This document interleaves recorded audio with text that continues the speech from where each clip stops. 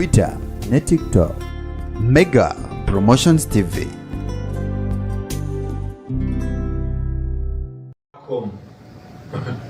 You are the future. There's a song that I did. It says, we are the country, we are the future, we are the change we badly need. We are the youngest population in the world, we stand a chance. We are the leaders of the future, and the future is today. So the future is today. Take charge of your future. The people that gave us independence were in their late 20s and early or mid 30s. The old ones among them were in their late 30s when they changed home. And majority of our people were old. Today, we are young people. Back home, I'm an old man at 44. You know? So, how can young countries be governed by men and women in their 80s? How can the future of young people be determined by the people whose future is already behind them? So, get involved, take charge, because in any case, you are stuck in Kenya, you are stuck in Uganda, you are stuck in Africa. These guys are going to die. I'm sorry to say that, but it's the truth. You know, they are on their way out. So it is important for us to determine our future. Franz Fanon wrote and said, every generation out of deep reflection must realize its cause and choose to betray it or pursue it. I have no doubt that you people, you Africans, you young Africans, here and back home, already know your cause. Now it's up to you to betray it by your silence or to pursue it by getting involved in any way. I'm playing my little role with my little knowledge as a humble artist from the ghetto. You young people out there know much more. You the educated people, you the knowledgeable people, rise to the occasion and take charge of your nations. Take charge of your future. Thank you.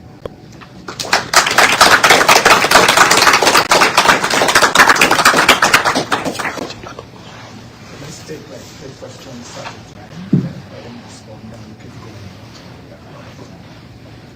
Thank you. Good afternoon. Please allow me to acknowledge the progress you've led thus far in your journey. In this coming 5 years, Uganda is likely going to experience some kind of like political turning shift. There is a possibility that the constitution may be changed to allow parliamentarians to vote for the presidency than the public election or the public vote.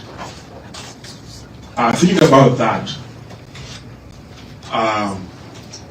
it can be an opportunity for change-seeking forces if they do think that they have, a shot through parliament into the executive. On the other hand, it can also be seen as one of the ways that the incumbent regime has continued to make sure it remains in power. How is the National Unity Platform, thinking about approaching that perspective or that possible political shift? Let alone maybe the National Unity Platform, but how should Ugandans think about approaching such a possibility? Charles Katlam, I'm a global health researcher here at the University of Michigan, and of course Ugandan.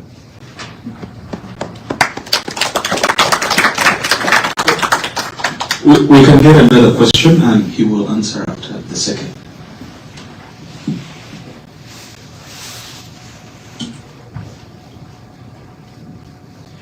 Yes, thanks for the opportunity and thanks to the President for honoring the invitation from Michigan. given that Museveni has deliberately embedded loyalty within Uganda's state institutions, most visibly through military appointments of his son, Muhoozi, who in my opinion shouldn't be in that office. So how does this present a challenge to the potential transition, and how does this approach to public appointments inform the strategy that leads us to a new Uganda?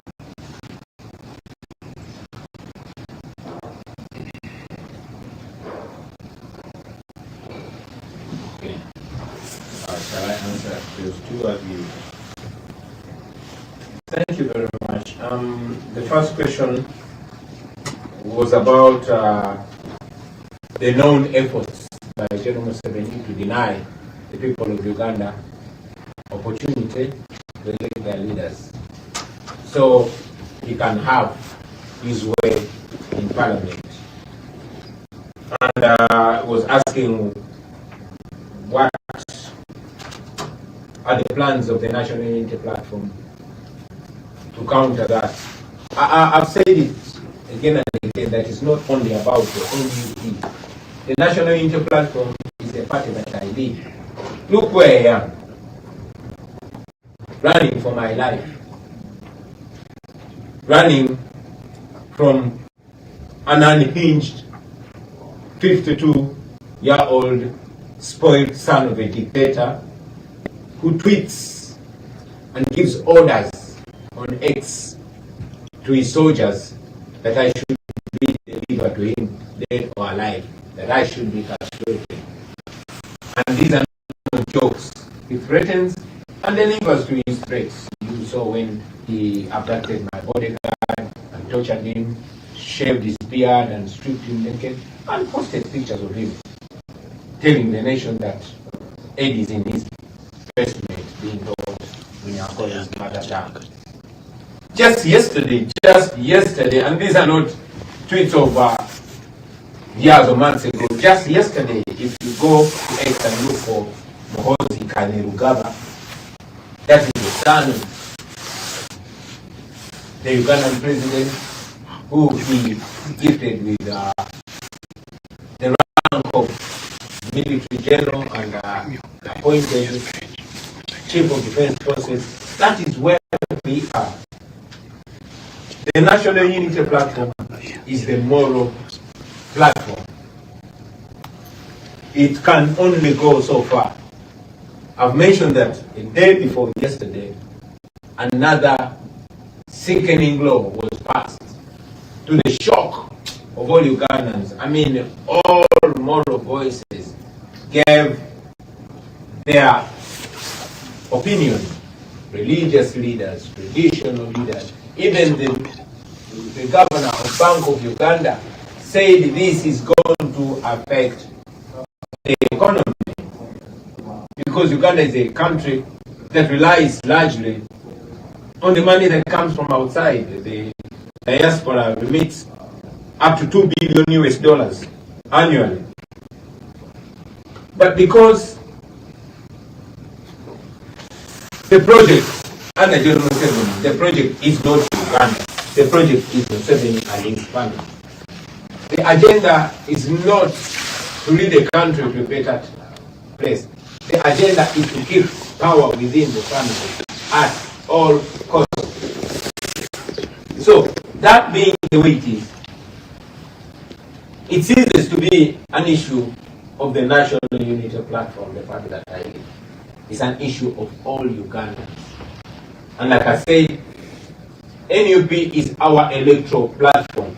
This is a party, by the way, that we introduced only 1 month to the 2021 election.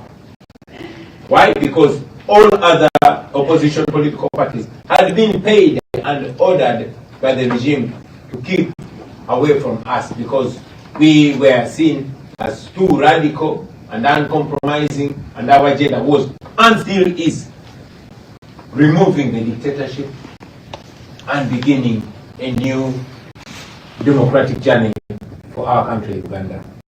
That being the way it is, it becomes, as it has always been, a matter of the people of Uganda as a whole.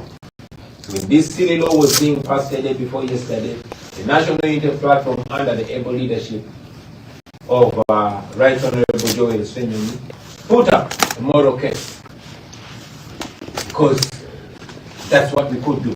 But the people of Uganda had to stand firm, as they should, and as I'm confident will. I'll give you an example of the fight against slavery. While the moral white people were in Congress trying to make a case against slavery and asserting that slavery is immoral, the likes of Harriet Tubman on the plantation had to also put an effort and communicate to all and sundry that slavery is not only immoral, but it is dangerous. Therefore, while the NUP is making a political moral case, the people of Uganda must rise and free their country. They are like two wings of a bird. One cannot clap alone, it has to work in concert. I hope I communicate to you, my brother. And also to my brother, whose accent sounds like he comes from the ghetto. Thank you for that question. I can tell when I hear somebody speak and the 1, 2, 3 slang, they say, oh, he's not only from Uganda, he's from the ghetto. I'm so proud to find you in the University of Michigan and keep representing the brother. How does the Maozi project pose a challenge to the transition? Is that what you were asking? Not necessarily, but the approach to appointing people in most of these offices, but not just people, but people who represent Museveni's interests and Moses' interests, not basically for Uganda. People. What is your question? You still that's a statement. Yeah. So now, how does that present a challenge to the transition, and how does it inform the approach we take to remove the dictator? Thank you very much. Now the two transitions. That in itself is actually a transition from Museveni to his son, who is effectively in charge. He recently appointed one of his friends, head of the media center and government spokesperson. He had his birthday and he ordered the police, the military, border riders, taxi riders to show up and run a celebration of his birthday. And indeed, when you go to his tweet, he tweeted and said, how come I did not see the former military commanders? Are you undermining me? Why didn't you show up to run and celebrate my birthday? So that is a transition from Museveni to his son. It's a transition from a pseudo-democracy, from a facade of democracy, to a reign of terror. You saw that when he distinguished himself in terror abductions and extrajudicial killings through this election, abducting people, killing people, torturing people, he's the father in response, awarded him with a medal. And in his statement, Museveni's statement, he thanked him for dealing with troublemakers during the election period. This is the same person that threatened to raid Kenya, and the following day, he was promoted to 5-star general. This is the same person that after he tweeted the naked pictures of my bodyguard under torture, 2 days later, he was made Chief of Defense Forces. And he was made Chief of Defense Forces, unlike other Chiefs of Defense Forces in the past. Before he was made Chief of Defense Forces, Museveni signed an instrument that was to the effect that the powers of the Commander-in-Chief were transferred to the Chief of Defense Forces. 2 weeks later, he made his own son Chief of Defense Forces. So that is, by and large, a transition in itself. Is it a transition that Ugandans want? No. Is it the transition that we are going to stop? Yes. The transition that we want is the transition from absolute rule to democracy, from family rule to democratic rule. And we are going to achieve that by the grace of God.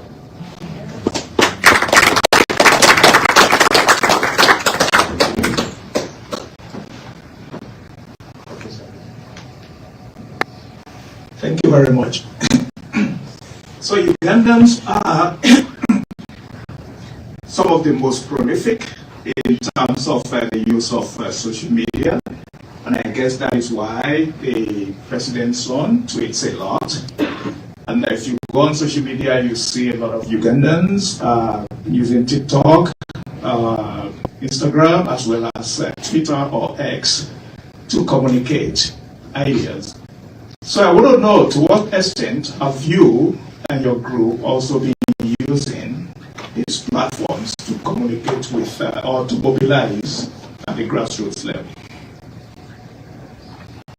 Thank you very much. Yeah, Ugandans are using social media, and largely because it is the remaining medium of communication for Ugandans.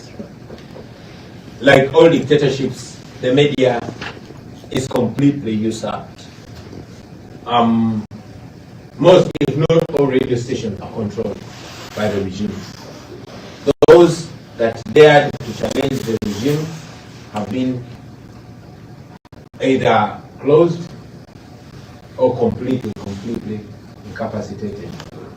Majority of the radio presenters are owned by military, regime operatives, ministers, and others that used to speak out on. For example, I am not hosted on any radio or TV station in Uganda. Never mind that my voice is the most heard and my cute face is the most. Why? Thanks to social media. Social media has always been our way out. And the regime has not taken this lightly. This started when I rose to the occasion and became member of parliament. The regime could not stop this message from going out. So what the regime did is that they introduced a tax on social media. Yes, the first in the world, social media tax. I and many of my friends went to prison for protesting against the social media tax. No tax on the internet. You could buy your MPs, but you had to pay a tax to use Facebook or Twitter or WhatsApp or that. That did not work because the people of Uganda said, okay, we shall pay that tax, but we shall communicate. They started finding ways of going around it. The next step, and that was during the 2021 election, Facebook was the only way we were communicating. That was before the introduction of TikTok and others. Facebook was the most popular social media in Uganda. It was banned. So 6 years ago, Facebook is banned in Uganda. Why? Because it annoys General Museveni. That did not work either. Because, like I told you, Ugandans are largely young people, and with age comes with creativity. So Ugandans went around that ban and we used VPN, and it works. So if you ever get your Facebook banned here, because it can, VPN did a good job for us. So when that, happened, General Museveni, using another member of parliament that poses to be an opposition member of parliament, introduced a law called the Computer Misuse Act. And under this law, many TikTokers, many tweets, and many bloggers are rotting in jail for communicating what the regime does not like. Never mind the fact that Museveni's son himself, who is the chief of defense forces, he pictures people's wives and posts them naked. Pictures citizens and posts them naked. On a daily, he's posting unhinged stuff. But, as you know, the law in Uganda is nothing more than the paper on which it's written. So yeah, while there are those challenges, one thing that I'm proud to say is that Uganda are unrelenting. We are always creating. We are always dynamic. And we always go around these blockages like we have done today. Thank you.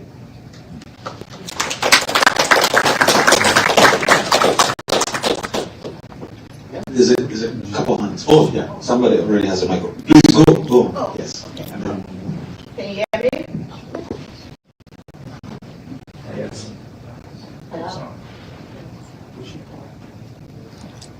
Hello? Hello. Okay, thank you. My name is Eloise Salif. As an African, a Liberian, I'm from Liberia, West Africa. So when you talk about political violence, electoral violence, dictatorship, it's something I've experienced. When you talk about passion of the young people getting involved to seize the opportunity and get the movement for themselves to play a role in growing the state, I played that role in my younger years, growing up in Liberia. My parents didn't even know I was active in my country, advocating for change. One of my first protests was the last big protest that was heard in Liberia. Innocent, enthusiastic, energetic. I knew I wanted something different. But that difference getting in with why it's true we protest for change, the same things we talk about when Bruce did it. When Museveni came into power, we advocated for change. So, let's protest in Liberia. In the Civil War, came the Civil War. I think you heard of Liberia Civil War. That didn't change anything in our country. Many of us lost loved ones. But I was fortunate to leave Liberia and come to the United States. Stayed looking for that energy to fight for democracy. And living in the United States, my big brother and Moses can attest to that. I get in contact with my immigrant community and telling them to be active while you are away from home. Know your rights as an immigrant. Know who's representing you. Both, but still be connected to your country and people back home. And for that reason, I go back to Liberia every other year. Join political party, advocate, and participate in the election. But advocating now and leaning towards democracy is becoming so fearful. Very fearful. And having worked and still working in one of the countries in the world that I have looked up to as the greatest democracy, and seeing that there's a lot of things happening, my fear increases for people like you, activists in Africa, activists or political leaders in developing countries. So I have a question, and I try to write this question down because I want to be politically correct. A question for you is that when you look at the present trend on the global scene with democracy, you see how it's being attacked and it's been growing. And the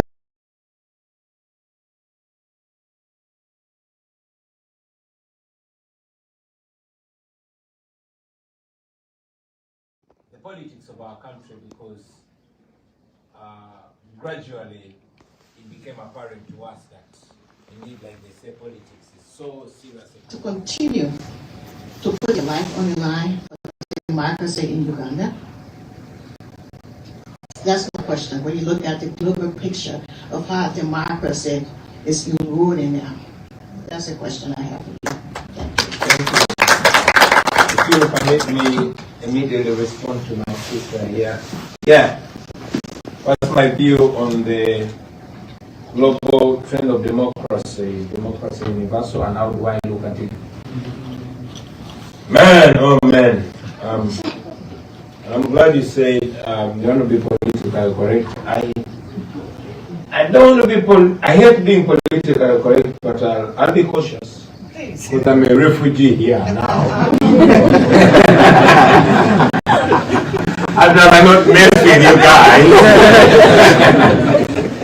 But a while ago I told you Americans that democracy, however old it is always one step away from extinction. So guard it with your life.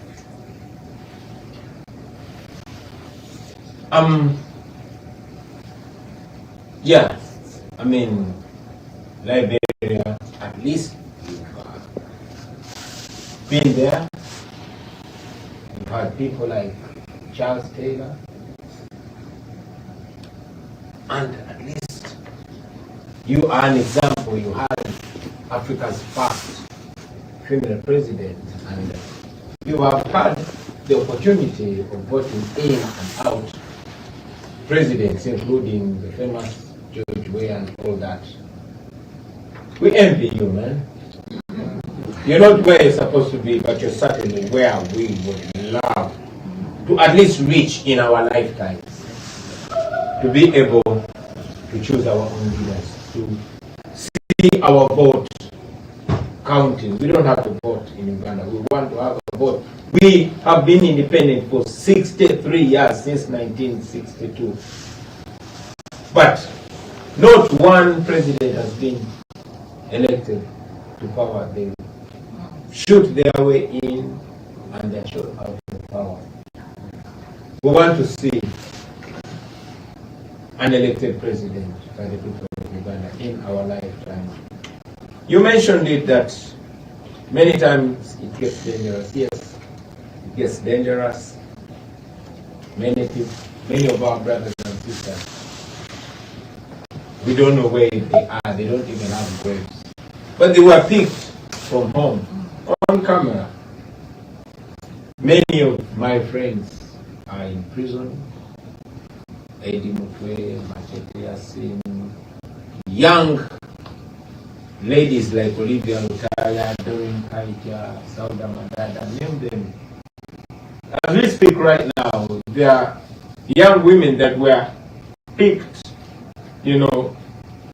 about 2 or so weeks ago. A young lady, a TikToker called Beauty, was picked from a funeral of the wife of our spokesperson who passed away when he was in prison on a trumped up case. She was picked by the military. Up to now, we don't know where she is. So it gets tough. I'm not home. We are scattered. My young families elsewhere. I'm here trying to advance the cause. It comes with a cost. But I can tell you, my sister, at the end of the day, that cost is worth it.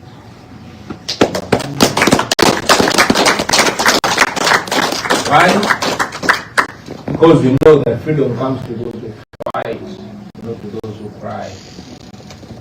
Because the more we cry, the more our people continue to die.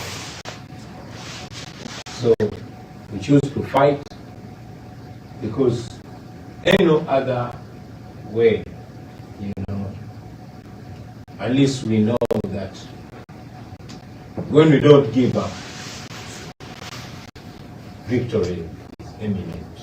More fierce evils have been overcome. Slavery was overcome.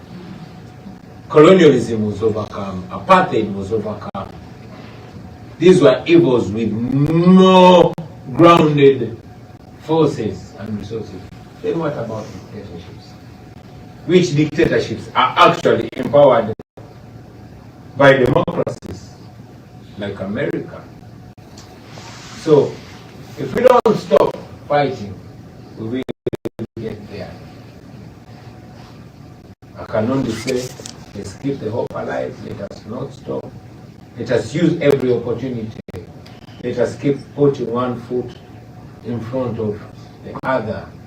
The little things that we do add up to much more. maybe in just this little conversation that we're having, maybe we'll spark minds that will also spark others. I used to love Tupac. Tupac said, I'm not sure that I'll change the world, but I'm sure that I'll spark the brain that will change the world. Man, you guys are already burning brains. It's just to remind you of how important you are, how effective that you are, of how much you can do more, you know, and maybe that will create a ripple effect. Before you know, we achieve what we must achieve. For as long as we don't stop, let us not look at the threat, let us look at the prize. Thank you. Yeah, so we are happy to have two more questions. I have actually my first PhD advisee here at the University of Michigan is also here. I would love to give the third opportunity to him. You have to, because his research is on music and politics in Nigeria. And so I'll give the third. So 2 plus his 3. Okay. Yeah, but briefly, go ahead. Okay, thank you very much, His Excellence, and yeah, for all the insightful aspects that you have shared. I'm glad that you touched on the dictators of Africa, Mugabe's, obviously Museveni's, and many others established the frontline states. And of course, some well-respected statesmen like Kenneth Kaunda's, Julius Nyerere, and many Samora Machel's and many others were quite progressive. So my question is, what's the game plan? Because definitely you do have your own youngsters of your own generation, the likes of Chamisa. I know you're quite close to Chamisa in Zimbabwe. And the same model was operant. I think Uganda and Zimbabwe are quite twins in a way. When you talk about this politics of dictatorship, because whatever is happening in Uganda is what is happening in Zimbabwe right now, and constitutional changes, if I might be allowed to say, and many other atrocities, especially when it comes to human rights violation. So I understand that dismantling of colonialism came about due to international solidarity, regional solidarity, national solidarity, and of course the diaspora plays a very important role. So what's the game plan for you? Thank you. Thank you. What's the game plan? All right. The next question. I forgot to say I'm Janet from UMEP Scholar, African Studies Center, Western South Africa. Thank you. Hi, I'm Shakira. I'm from Uganda. My question is going to be brief. So, as we all know, not all of us, but Ugandans that are here and back home, we know healthcare system is sucks. Last summer, I got a chance to go back home, and I was shadowing at Barra Referral Hospital. Why are people dying left and right? It was horrible. Yes, death is inevitable, but sometimes it can be avoided. But people couldn't afford 2,000 shillings, which is less than $1, to buy medical supplies. And this is supposed to be a government hospital. So my question to you, Mr. President, is, so I'm going to manifest. When you become the president or your party, which measures or policies or plans do you have for affordable and accessible healthcare for the people that can't afford it? Thank you. And let's get Joshua's also at once, and then we call it. Okay, thank you so much for coming to speak with us. As Taro said, I'm his PhD student, so Joshua Karobo in the School of Music, Theater, and Dance, as an ethnomusicologist. But yeah, I have so many questions I'd love to ask you, but I'll just ask one that's very simple. I know that you brought up this love of Bob Marley, been reading the works, that Charles has written on you and your kind of early political activism, even when it was over this, One Love Beach that became a very contested place. But I'm just wondering about, when thinking about popular music and reggae, for example, like where did that love of Bob Marley come from? Are there other reggae artists that you're inspired by?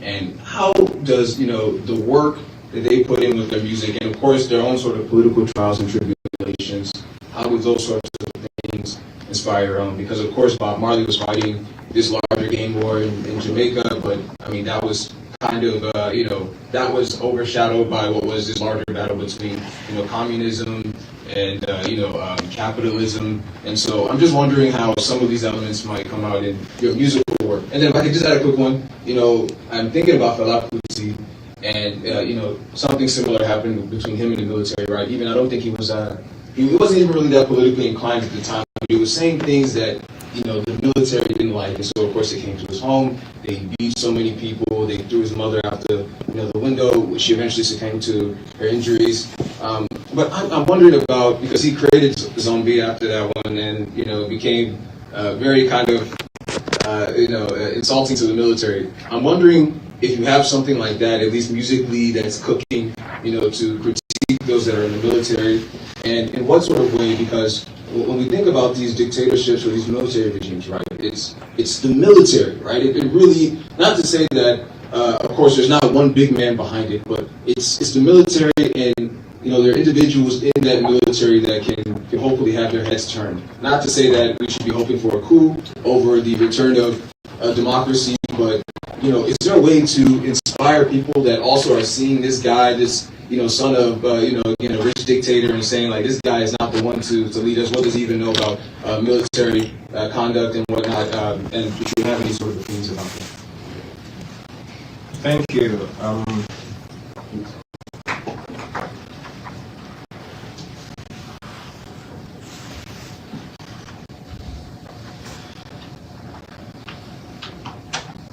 Interesting questions, and sadly it's the last batch of questions, but I hope my answer will communicate to you effectively. Now,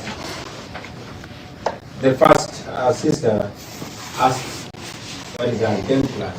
Maybe I should attempt your question last. Let me go from down. Let me start with the brother who asked me about the music, where I got the love of that music, such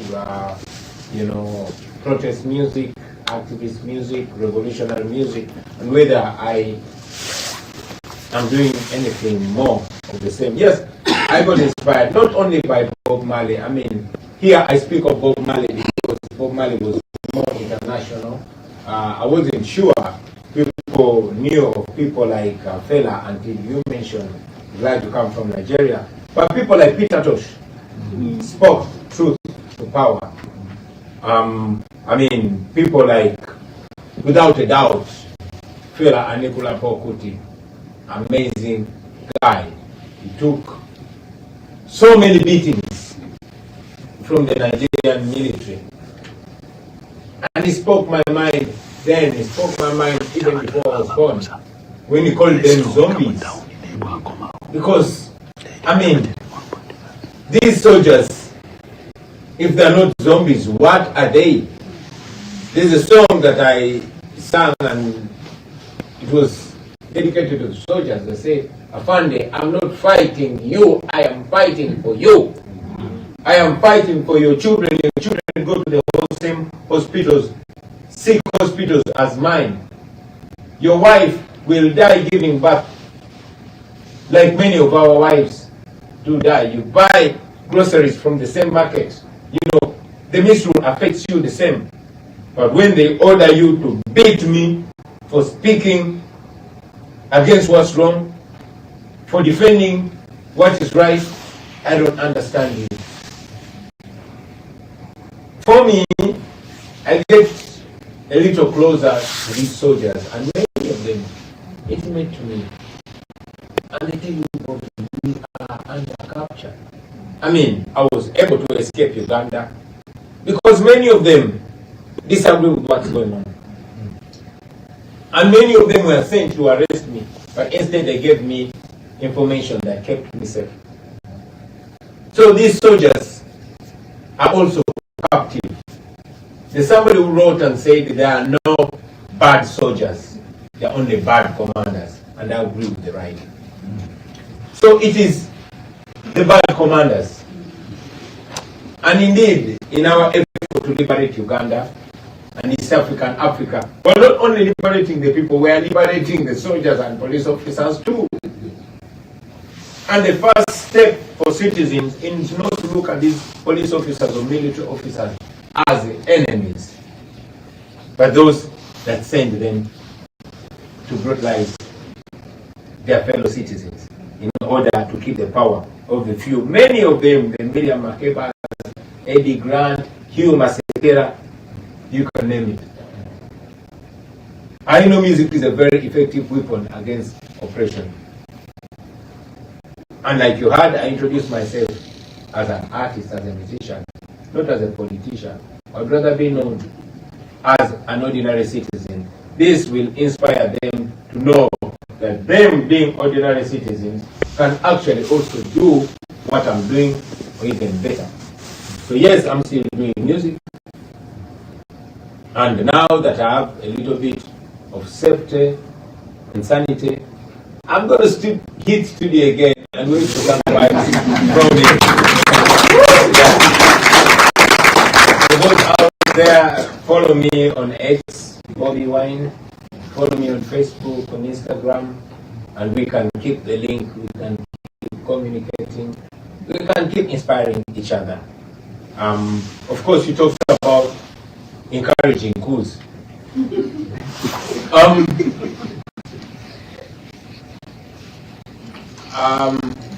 I did not say I'm encouraging coups against dictators, but neither did I say I'm discouraging them. Because while most coups are vicious circles, at least we've seen in history a guy like Jerry Rawlings in Ghana that took over and handed power to civilian rule in his lifetime. So maybe, just maybe, there's some good soldiers. In the recent months or years, we were celebrating our brother Ibrahim Traore, who took over power in a coup, although it keeps disappointing when he abolished the Electoral Commission and now recently discouraged democracy, while respecting, while he came in the image of the noble Thomas Sankara, who inspires even me to wear this parade. I disagree with anybody that rules over people without their mandate. I believe in servant leadership. I know it's popular, and I encourage, in fact, challenge my brother Ibrahim, my young brother Ibrahim Traore, as a popular artist, as a popular leader. Let him allow the people of Burkina Faso to elect him so he can be their servant, so we can know that he's serving the country with the mandate of the people. Short of that, he's not ruling over citizens, he's ruling over subjects. And no person should be a subject to any ruler. All leaders should lead in the interest and the mandate of their people. And that can only be achieved when people vote for you and give you the mandate. People should always retain the power to appoint you and disappoint you, because Burkina Faso, like many other countries in Africa, do not produce only one person. There are many. So they should be able to elevate and bring down anybody depending on how she or he serves them. My sister from Uganda went to Mbarara. Mbarara is in Ankole. Mbarara is where Museveni comes from. My wife comes from Western Uganda. She's the same tribe with Museveni. And the rest of Ugandans actually have a false belief that the region where the president comes from is privileged and has facilities running, has good hospitals. Some actually tend to think that the Banyankole get tribal allowance. I'm so glad that you mentioned it, that under dictatorship, nobody is safe, not even where he or she comes from. You saw that people are so poor that they can die because of not having as low as less than $1. What is the plan? Once we change our country, the national corpus, the budget of the country, will not be focused on maintaining power, but serving the people. We are not reinventing the wheel, and like I've said in the past, I'm not claiming to be all-knowing, but I know that the intellectuals of the day, that so much money has been spent, so many workshops have been attended in the country and abroad, and solutions to terrible health care have been suggested. The countries like Kenya and Rwanda that have adopted them have improved their healthcare system, and our political elite go to those countries to get health care.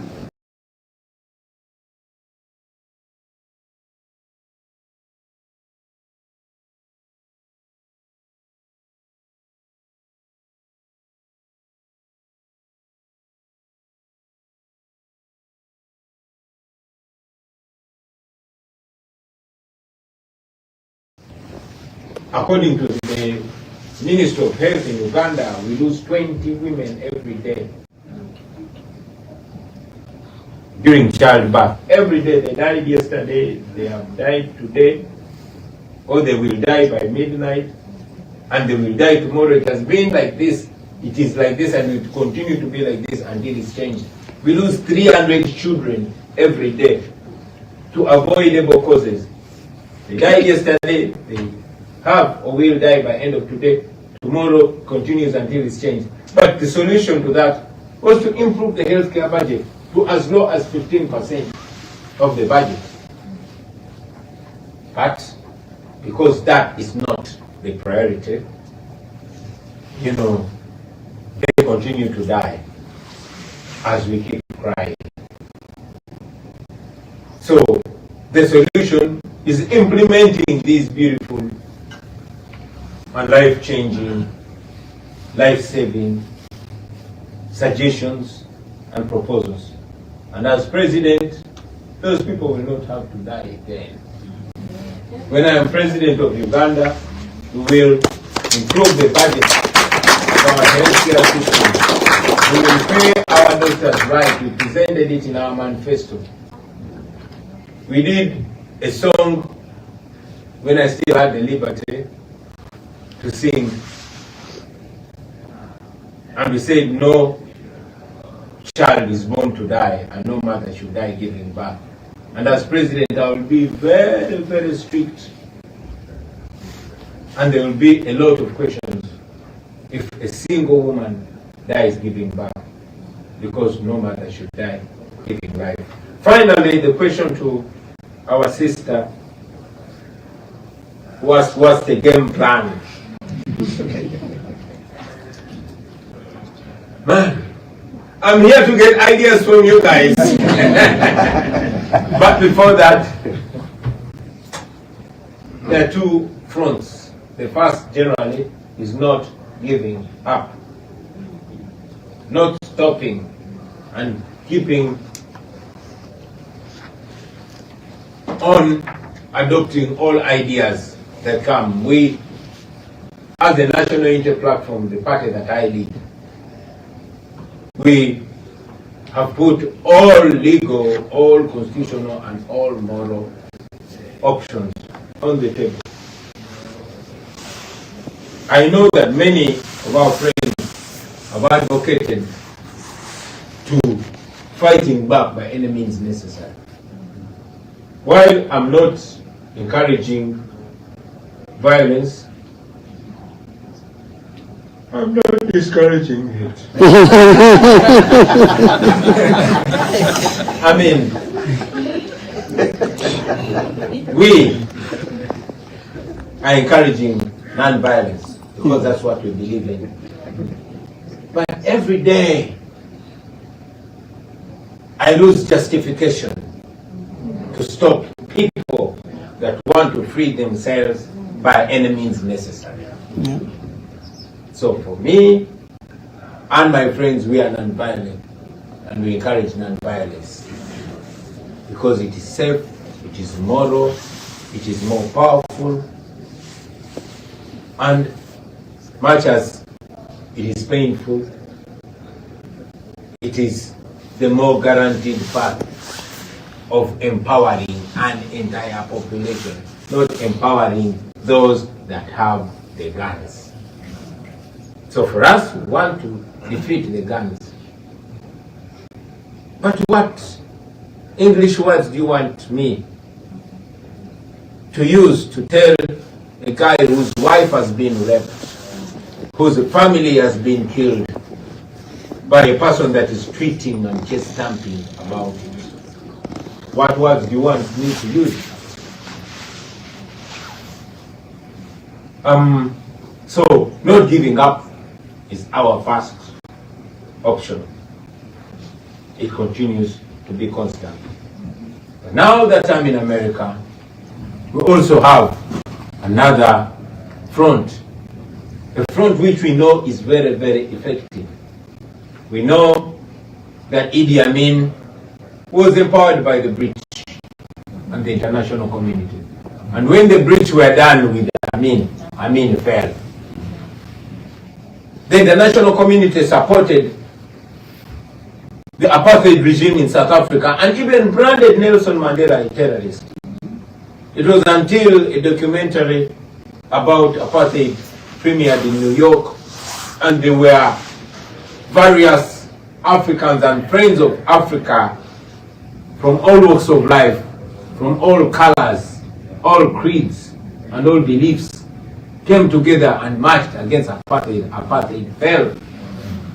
So the wind beneath evil rulers and dictators is always in the democracies, and America is the world's biggest democracy. So we always come to them, and I'm here. And many times I've gone to the Capitol Hill, calling upon them, asking them to stand by the values that they profess. Values of democracy, human rights, and the rule of law. And we've told them that we are not asking them to come and save us. We are asking them to stop sponsoring our oppression. They give Museveni up to $1 billion every year. A person that they know has been in power for 40 years. If there was a dictator that has been in power for 40 years in Europe, he or she would be treated like a leper. We have not seen any officials from the free world standing shoulder to shoulder with Europe's last dictator, Lukashenko from Belarus. Why then do they stand shoulder to shoulder with Museveni? Is the standard of democracy in Africa any less? Is the standard of human rights in Africa any less? If the standard of human rights and democracy in Africa is regarded less, that is nothing less than racism. So we ask them to stop sponsoring dictatorships in Africa, to stop doing business with renowned dictators as if they're dealing with legitimate leaders. And well, I'm trying to say this in a polite way because I don't want to be misunderstood. But look in history. When Idi Amin did what Museveni is doing, he was sanctioned, he was criticized. Those that are fighting against Idi Amin, even when they were fighting violently, they were supported. My sister from Liberia, when Charles Taylor did what Museveni is doing, he was sanctioned and even arrested. Why then is Museveni and his son not arrested, or at least sanctioned? In this time and era when they have, tools like targeted sanctions against human rights violators, when they have laws like the Global Magnitsky, they can evoke them. I am not ordering them. I'm just requesting them to be the big brothers of democracy that they claim to be. Thank you very much. People power, our power, NUP, Everywhere. and everywhere. NUP. All right. For the purposes of keeping our memories, we're going to take a couple pictures with the director. Yeah, just Okay, and then he's going to give us the closing remark first, and then we'll take a couple pictures. all right. Thank you very much, Bobi Wine, and thanks, Charles, for moderating this panel. So the thing is, the story of Africa is the same, whether you are talking about the Sudan, you are talking about Nigeria, Burkina Faso, Equatorial Guinea, or wherever you turn to in Africa, the story seems to be the same. But what we can take away from this is that the future of Africa also depends on building a democratic system that works for everyone, and the youth and people of Africa are the engine for building that democratic structure that will eventually work for everyone. So that's what I think is our major takeaway from this today. So please, let's thank Bobi Wine for joining us.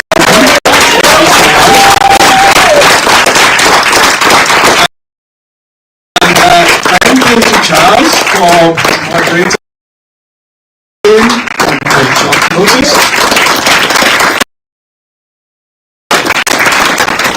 And of course, without further Gary Peterson,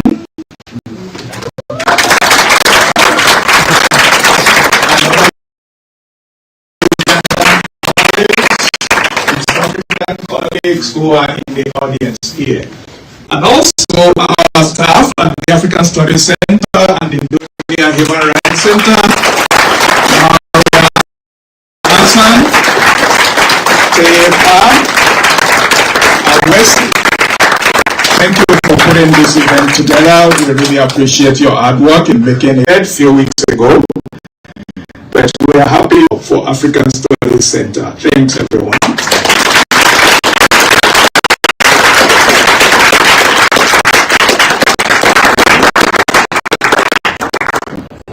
So, all the members who wish and they belong to the African Studies Center could take the picture here that would actually have on the website. Oh, okay.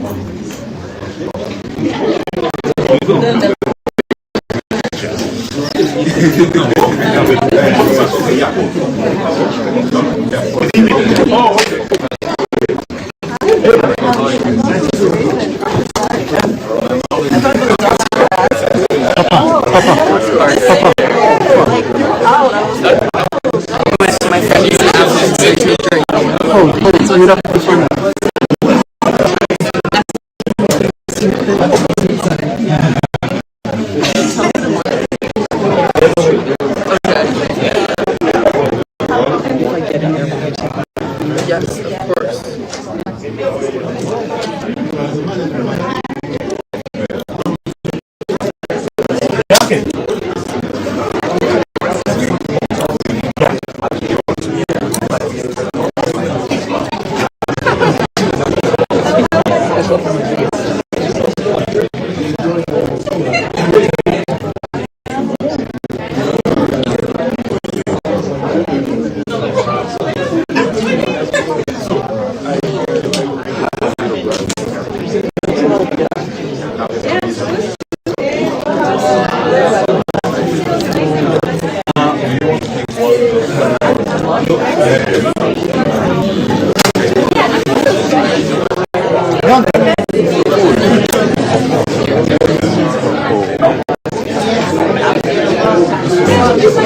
That's how powerful this is. 2.2M. Oh, watching in his phone. Yeah. That's this. Very clear. Let me take a picture of him.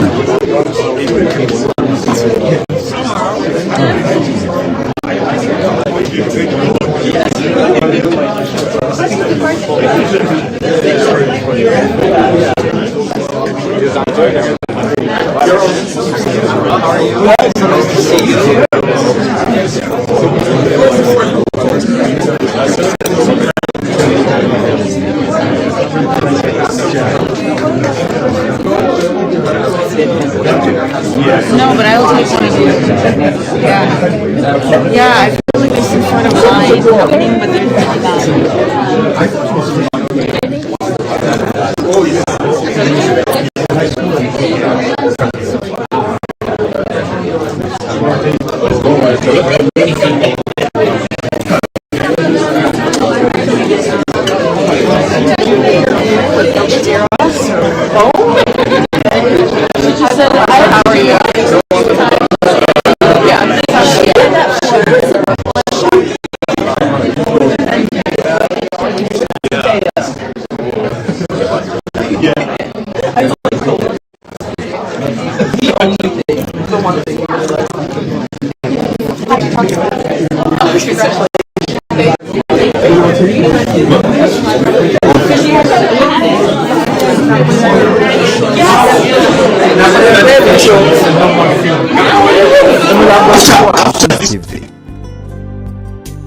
Everybody now come along so that we have a picture with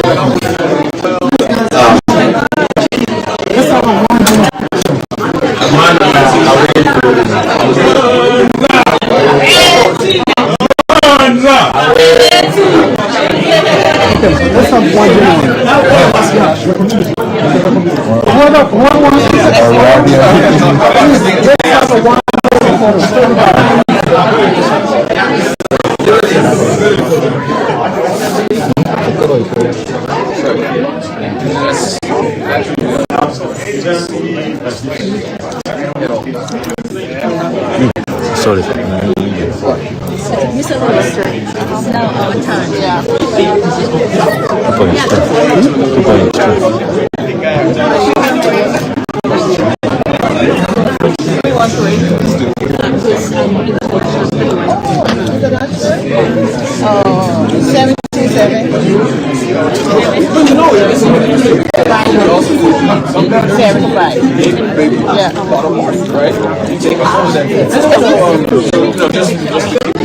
And then, that's really discouraging because it is technically this political arm of the Nigerian Labor Congress, right? So it's right. Well, I mean, yeah.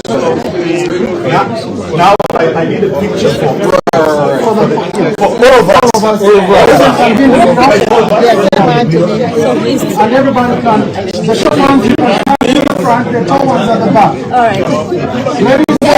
Hello, Mama. Hi, how are you doing? Everybody, let's get together for one big photo. One. Oh my goodness. Yes. Let's get together for one big photo. I'll just on the sale. Ready? So, Could you take us? Thank you, Professor. So one big photo. People power. People power. People power.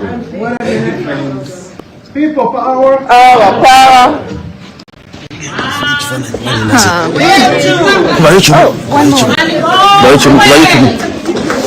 Mukube bambi mukube.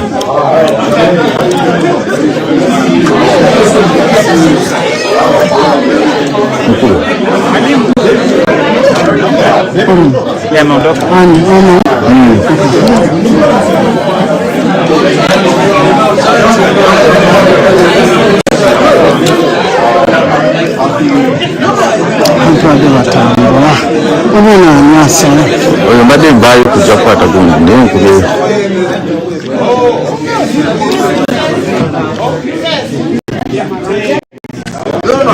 essimu wegenda okugwako.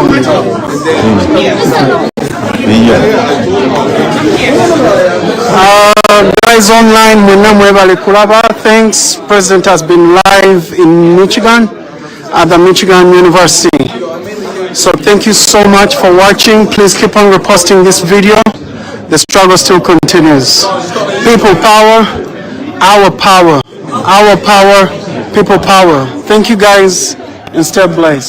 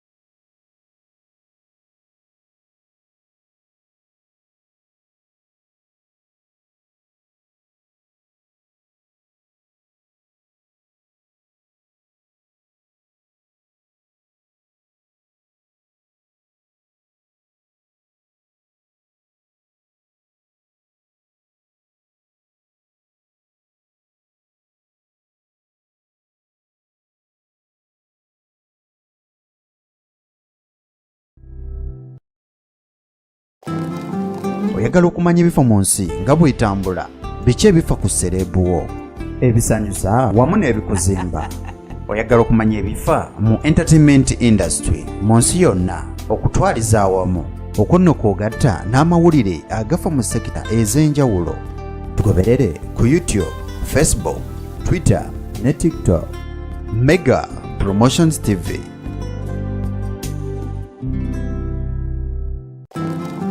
Oyagala okumanya ebifa mu nsi nga bw'etambula, biki ebifa ku serebuwo, ebisanyusa wamu n'ebikuzimba.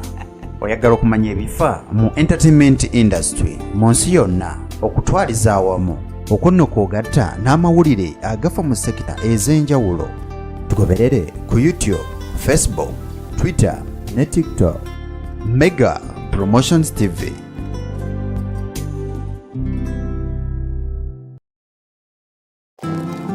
Oyagala okumanya ebifa mu nsi nga bw'etambula, biki ebifa ku serebuwo, ebisanyusa wamu n'ebikuzimba.